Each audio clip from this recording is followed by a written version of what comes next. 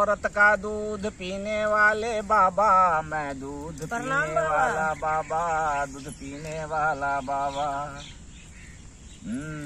लगता है तुम्हें 4 साल से बच्चे नहीं हो रहा है। हाँ बाबा, ये बात तो सही है। मेरा शादी का 4 साल सही में हुआ है, अब बच्चा नहीं हो रहा है। कैसे बाबा आप जान गए? अंतर्यामी है क्या? यहाँ 500 और हजारों वर्षों से जो है कम से कम जो है यहाँ यही काम होता है, इसलिए अनुभव तो है, समझ गए। अच्छा, तो 4 साल से नहीं हो रहे तो 8 बार तुमको खचाखच पहलवाना पड़ेगा, समझ गए।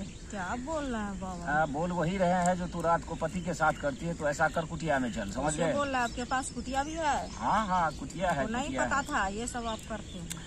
ऐसा करो, कुटिया में जाने के बाद तू नंगी हो जाना, मैं नंगे हो जाऊंगा। उसके बाद मेरे केले में तेल लगाना, और तेल लगा के जो है इसको एकदम तुमको लंबा करना है। लंबा करने के बाद जब लंबा खड़ा हो जाए तो फिर उस केले को खोल के ऊपर नीचे करके एकदम मोटा तगड़ा बना देना, समझ गए। जब मोटा तगड़ा हो जाए, समझ गए कि नहीं, लोहे की तरह कड़ा हो जाए तो बोल देना भवा तो हो गया। भी आपके पास है? हाँ, तब तक मैं तेरे छिद्र में योनि